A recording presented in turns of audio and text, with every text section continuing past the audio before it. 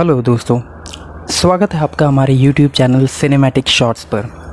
आज के वीडियो में हम बात करेंगे ट्रेन टू बुसान 2 मूवी की, या फिर कहें पेनिनसुला की। ट्रेन टू बुसान 1 में हमने देखा एक ट्रेन में ज़ॉम्बीज़ आ जाते हैं और किसी तरह वहाँ के पैसेंजर्स अपने आप को बचाकर बुसान तक पहुँचते हैं।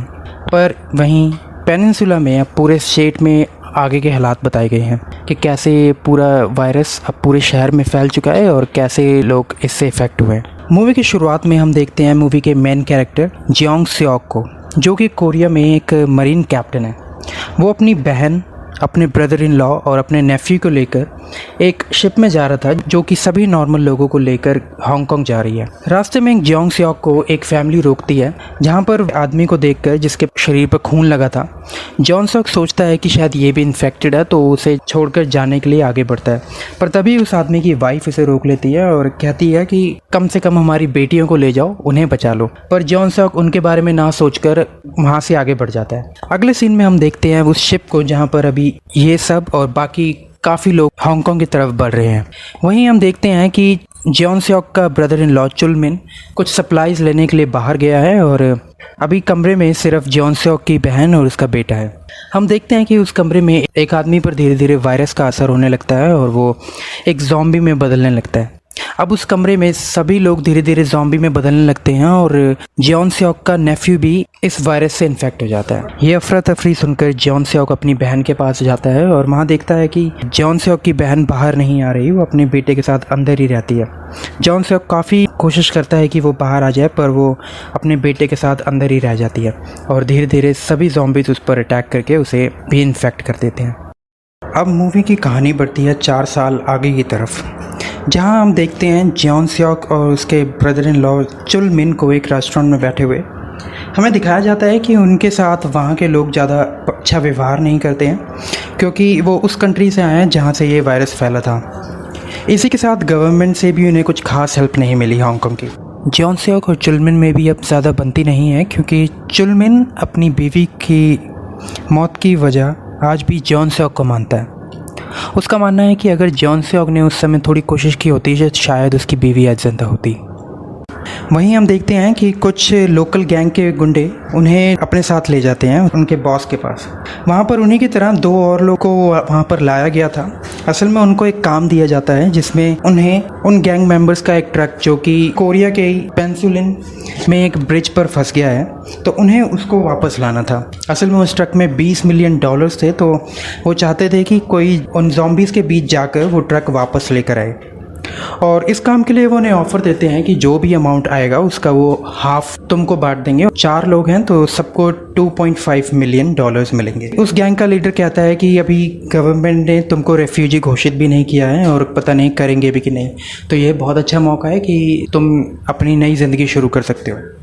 ये सुनकर जियोंग सियोक और चुलमिन और बाकी के 2 लोग और मान जाते हैं।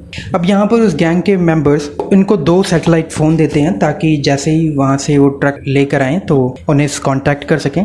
साथ ही उन्हें एक सजेशन देते हैं कि रात में ये ज़ॉम्बीज़ देख नहीं पाते, सिर्फ रोशनी और आवाज़ का पीछा करके ही ये पीछे आते हैं। कुछ दिन बाद चारों लोग रात के समय वापस कोरिया के पेनिनसुला में जाते हैं। अब वहाँ कुछ ढूंढने के बाद उस ब्रिज पर उन्हें आखिरकार अपना ट्रक मिल ही जाता है। अब जैसे ही वो ट्रक का ड्राइवर सीट ओपन करते हैं ताकि ट्रक को ले जा सकें, वहाँ पर एक डेड बॉडी पड़ी होती है, पर चुलमिन उसे इग्नोर कर ऊपर चढ़ने की कोशिश करता है। पर जैसे ही वो ऊपर चढ़ता है, वो डेड बॉडी फिर से जिंदा हो जाती है। असल में वो ज़ॉम्बी था जो उन पर फिर से अटैक कर देता है। इसी अफरा तफरी में उस ट्रक का हॉर्न बज जाता है, जिस वजह से आसपास के सारे ज़ॉम्बीज़ अब उनकी तरफ ही आने लगे थे। किसी तरह उन सब से बचकर ये चारों लोग ट्रक को लेकर आगे जा ही रहे होते हैं, पर पीछे से कोई उनके रास्ते में फ्लेयर गन की गोलियां चला देता है, जिसकी रोशनी से आसपास के सारे ज़ॉम्बीज़ उनके रास्ते में आने लगते हैं और उस ट्रक का एक्सीडेंट हो जाता है, जिसमें इन्हीं 4 मेंबर्स में से एक की उसी टाइम गाड़ी पलटने से मौत हो जाती है। वहीं जियोंग सियोक को लगता है कि बाकी सब भी मारे गए और वो उन ज़ॉम्बीज़ से लड़ता रहता है, पर ऐसा नहीं था। असल में चुलमिन उसी ट्रक के कंटेनर में जाकर छुप जाता है और साथ ही जो तीसरा मेंबर था वो ड्राइविंग सीट पर जाकर छुप जाता है। अब जियोंग सिंह बाहर लड़ता है ज़ॉम्बी से, पर एक टाइम आता है जब वो बहुत ही थक जाता है और तभी वहाँ पर एक गाड़ी आती है, जिसमें 2 लड़कियाँ, एक बड़ी बहन जिसका नाम जून और दूसरी छोटी बहन जिसका नाम यूजिन है, वो उसे आकर बचा लेती हैं। और यहीं पर हमें एक बहुत ही अमेजिंग कार चेस सीन दिखाया जाता है। अब किसी तरह जून इन सभी ज़ॉम्बी से बचते हुए जॉन सुक को अपने घर ले जाती हैं, जहाँ पर हम देखते हैं कि जून और यूजिन के अलावा वहाँ पर उनकी माँ जिसका नाम मिन जुंग है वो है, और साथ ही वहाँ पर उनका ग्रैंडफादर है जिसका नाम है एल्डर किम। अब जॉन सुक जैसे ही उनको देखता है वो उनकी माँ यानी कि मिन जुंग को पहचान जाता है। असल में ये वही औरत थी जो 4 साल पहले रास्ते में इनसे मदद मांगती है, पर जॉन सुक उसको छोड़कर चला जाता है। अब ये सब देखकर जॉन सुक को गिल्ट महसूस होता है तो वो उसे सब बात बताता है, पर मिन जुंग को ज़्यादा हैरानी नहीं होती। वो बताती है कि तुम्हारी तरह उस दिन 30 गाड़ियाँ और गई थी और किसी ने उनकी मदद नहीं करी। वहीं दूसरी तरफ हम देखते हैं असल में वो फ्लेयर गन्स की गोली मारने वाला एक गैंग था जिसका नाम था यूनिट 631, जिसका लीडर था सार्जेंट फर्स्ट क्लास हुआंग।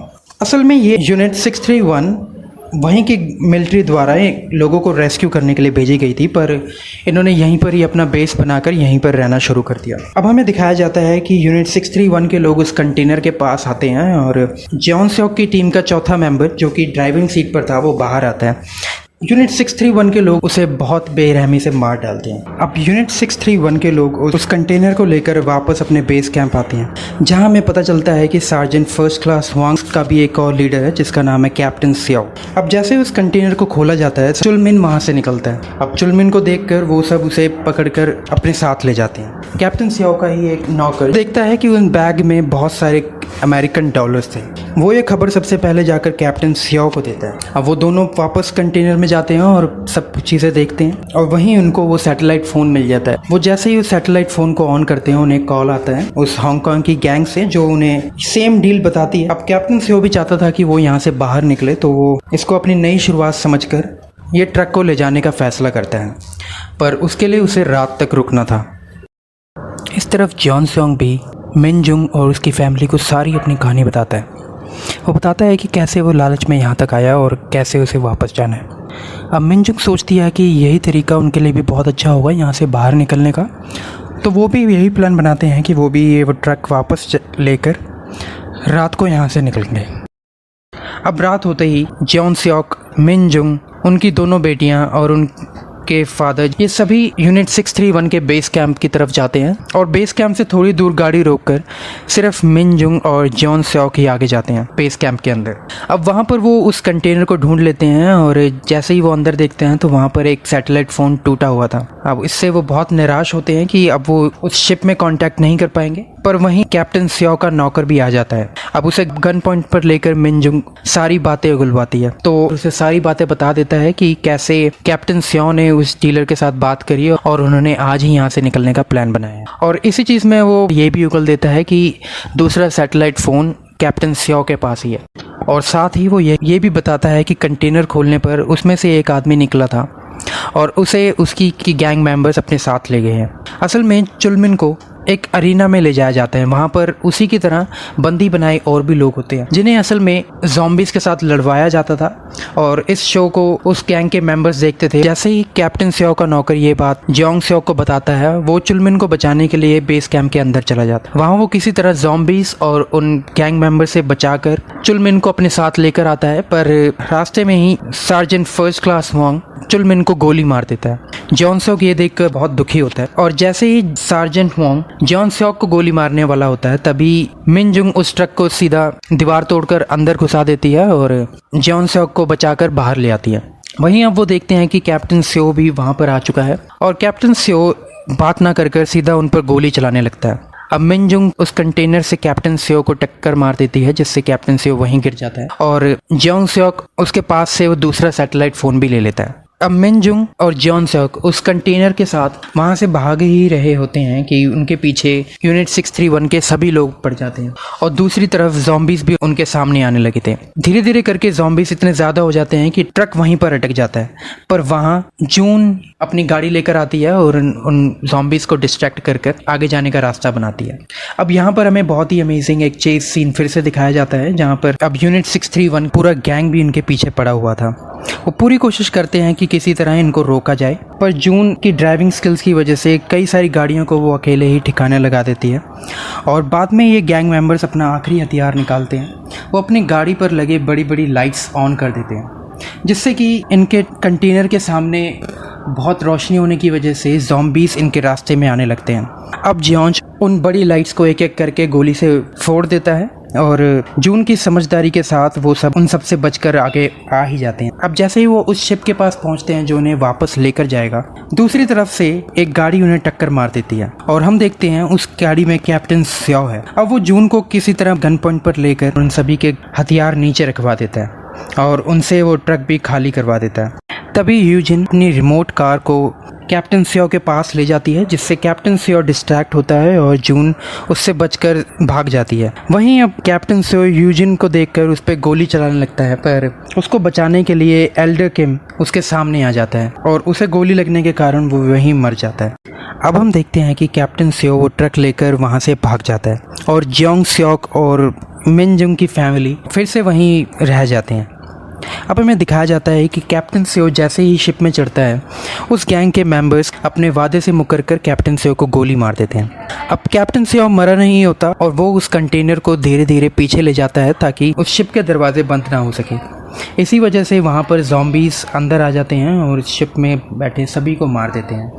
अब ये नज़ारा बाहर से जियोंग और मिनजुंग की फैमिली देखते हैं और वो समझ जाते हैं कि ज़ॉम्बीज़ ने अंदर हमला कर दिया है और उसी टाइम उनके ऊपर से एक मिलिट्री चॉपर भी आता है। सब उसे किसी तरह सिग्नल देते हैं और वो आगे जाकर उनके लिए रुक भी जाता है। अब इस सिचुएशन में जहाँ ज़ॉम्बीज़ उनके पीछे थे, मिनजुंग फैसला करती है कि वो अपने बच्चों को जियोंग स्योक के साथ भेज देगी और खुद पीछे रहकर इनको कवर देगी और ज़ॉम्बी से बचाएगी। अब ये सभी लोग सेफ जगह चॉपर के पास पहुंच जाते हैं, पर मिनजुंग एक ट्रक में चढ़कर वहां पर हॉर्न बजाने लगती है, जिससे आसपास के सभी ज़ॉम्बीज उसको चारों तरफ से घेर लेते हैं। अब यहाँ पर जियोंग स्योक को वो टाइम याद आता है जब उसके ब्रदर इन लॉ चुलमिन ने कहा था कि तुम कोशिश कर सकते थे पर तुमने नहीं की और मेरी बीवी नहीं बच सकी। तो ये बात सोचकर उसे वही सिचुएशन आज भी नजर आती है, तो उसे बचाने के लिए वापस भागता है और यहीं मिनजुंग को भी अब एक आशा की किरण नजर आती है और वो भी उन ज़ॉम्बीज का सामना करती है और ये सभी लोग सेफली उस चॉपर तक पहुंच जाते हैं और मूवी यहीं पर ख़त्म हो जाती है।